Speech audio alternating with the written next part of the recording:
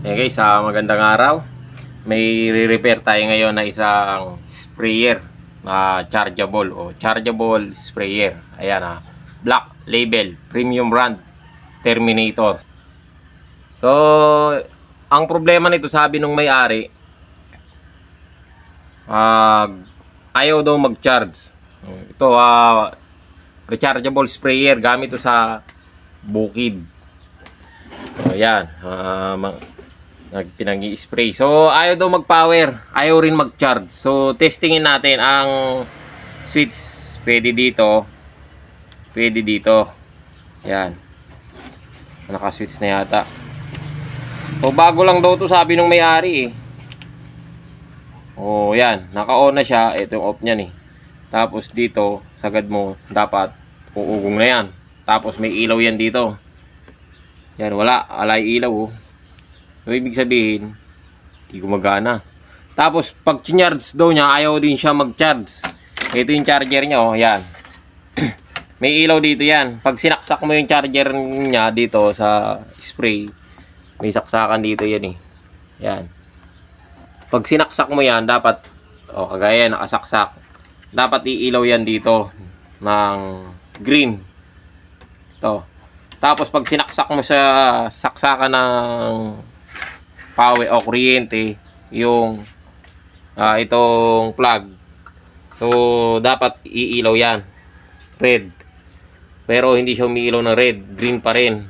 So ibig sabihin full charge o hindi nagkakarga, kasi dapat pagka hindi mo kinargahan yung sinaksak sa kuryente, pag binunot mo siya, halimbawa hindi nakasaksak, iilaw dapat to ng red o green pala, iilaw dapat yan ng green. Tapos pag sinaksak mo siya sa kuryente, mag-re-red siya pag magcha-charge. So ibig sabihin niyan, hindi siya pumapasok dito.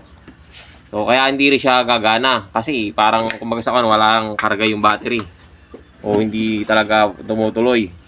So sa mga ganito na sprayer, bago ninyo baklasin ang buo, ito titignan nyo mabuti papakita ko sa inyo. Pagka ang sprayer nyo ganyan, yan, tignan nyo, tutukan natin, ganyan. Kadalasan yan may fuse. Asan ang fuse niyan? Ito, itong pula na to, may fuse yan. Bago ninyo baklasin ng buo, dito muna kayo tumingin. So, hindi siya nagpa-power, hindi siya nagcha-charge. So, dito muna tayo. Bago natin siya baklasin doon sa ilalim at i-check yung battery. Kasi kadalasan na nagiging problema ng sprayer na ganito, kapag hindi siya nagcha-charge at ayaw niya mag-power o ayaw gumana, battery ang problema. Baterya. So, bago tayo tumingin sa battery, pwede rin naman ikalagay natin ang buo sa likod, i-test natin yung battery. Pero bago yon, dito muna tayo kasi may fuse yan dito. Yan. Babaklasin natin yan. Subukan natin. Para hindi na tayo magbaklas muna sa iba. Kasi baka mamayin dito lang. Tapos, magpagod pa tayo, di ba? O yan. Ito muna ang babaklasin natin, ng dalawang tornilyo. Kasi hindi mahugot yung mahuhugot ang fuse. Pwede rin babaklasin ang buo. Yung fuse, dudukutin dito. Bukan natin dukutin. Pero mahirap pag ganyan eh. Kailangan talaga to alisin muna. Para madali tayo magdukot. Subukan natin. So ayan. Pwede na natin itong sukitin yung fuse niya. Fuse yan eh. Ito, papakita ko sa inyo. Fuse yan. Sign yan ng fuse. Ayun o. Uy, may nakasulat pa nga yata. Ayun o. Baligtad eh. Huwag nyo tingin yung kamay ko madumi. Kuko. Ayun o. May nakasulat.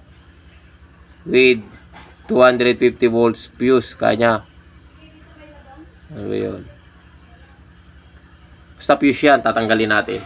O, babaklasin natin. Ayan. Babaklasin natin dito. Baka tayo pantanggalin.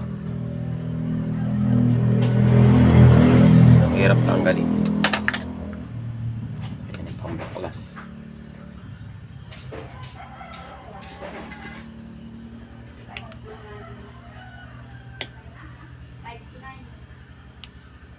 Tigas.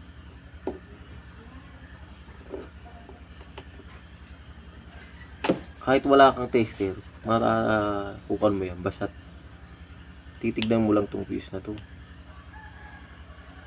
Tigas lang. Imakon, kuha tayo pambaklas. Ito, kutsilyo. Mukha natin sukitin.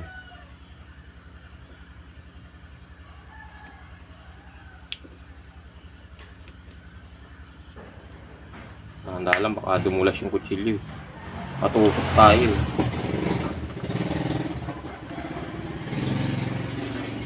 Yo. Tanggal na.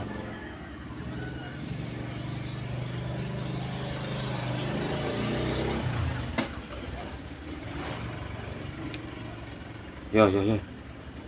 Yon, alis na. Hugot na. So, ayan o. Oh. Ay! Wala yata fuse. Ayun, yung fuse niya. Ito sa baba. Kala ko dito sa loob. Hindi pala sa may butas. Dito pala sa labas. So, ayan. Ay, putok nga ang fuse. Oh. Putok kayo, no, mga kapapansin ninyo. Ayun, no.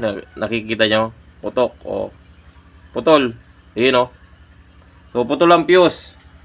Pwedeng, pag pumutok ang fuse niya o putol, pwedeng may, may shorted. Pwede siyang shorted. Yung shorted itong sa may mismong linya. So, check natin. Pero kung wala kayong tester, pwede ninyong itry na maglagay ng panibagong fuse. Kailangan kung ano yung tinanggal yung fuse, yun din ang ikakabit nyo. 10 amperes to. Medyo mataas na tong 10 amperes. So, bago kayo magkabit, kung meron tester, testerin nyo muna kung may problema. Ngayon, kung wala naman siyang problema, pwede nyo lagyan ng fuse. Ngayon, pag pinutok uli yung fuse, ibig sabihin may problema nga.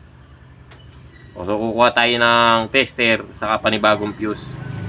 Kaya lang, parang wala akong available nito, 10 amperes eh.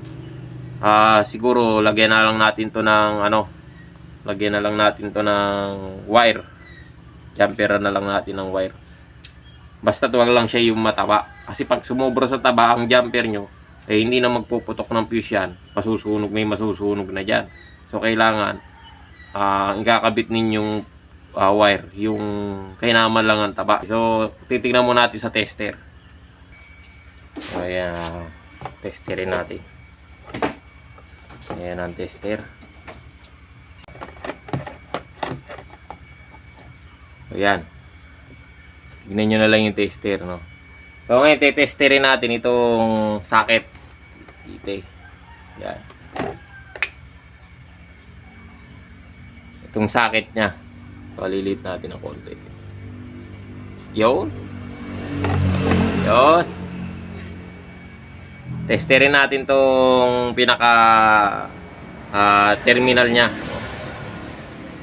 Kung meron ba siyang tawag dito 12 volts. Yun, meron. So, normal naman. Ngayon, check natin doon sa kabila kasi wala na yung fuse nya. Check natin kung may shorted.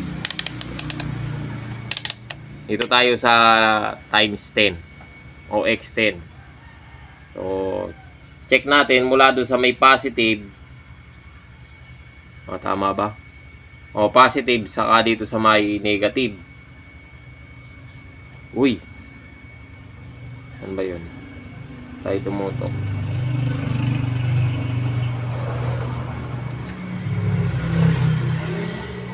Dito. So, yun. Ala naman siya shorted, oh. Natutukan ko pala kanina yung isang negative. So, yan, wala naman siyang shorted.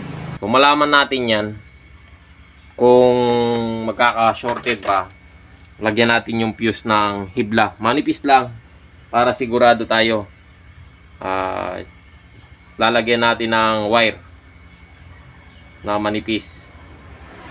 So, yun guys, kahinangan na natin ng fuse. So, ito na siya. Nagkakabit na natin. Kapag wala nga pala kayong pangpalit ng fuse o panghinang, pag wala kayong panghinang, yung wire, subukan lang ninyo yung wire. Yung dalawang itim, pagdikitin ninyo. Pag lagkuha kayo ng wire, pulupot nyo dito sa isang itim. Tapos ipulupot nyo dito sa isang itim pa. Yun ay pinaka-fuse nya. Medyo tatabaan nyo lang ng konti. Yung 10 amperes kasi medyo mataba yun. So, kailangan mga 10 amperes. Kuha ninyo yung 10 amperes nya. O, ihigit masiguro ng konti doon. Kasi, yung ibang mga sprayer na ganito, wala naman siyang fuse. Naka-direct yun. So, di naman nasusunog. Yung mga ganito kasi may fuse, sirain talaga. Pag nasira ang fuse, papalit ka. O kaya pag di mo kabisado, hindi mo alam kung ano ang problema niya, bakit ayaw gumana sa kaya mag-charge. So, sa fuse lang pala. Kadalasan sa mga may fuse yan, pumuputok talaga yan. So, ang gagawin nyo lang, palit kayo, o kaya mas kung wala kayong pamalit, yung ikat-ikat ninyo yung wire dun sa dalawang itim na wire. Sa dalawang itim ha. So, yan, testing tayo, naikabit na natin. So, yan. Yan. Yon, wonder no? Bright na bright ka talaga. Tapos, testingin natin nga pala itong charger nya. So, saksak natin yung wire. O, yung pinaka-plug. O, yun umilaw na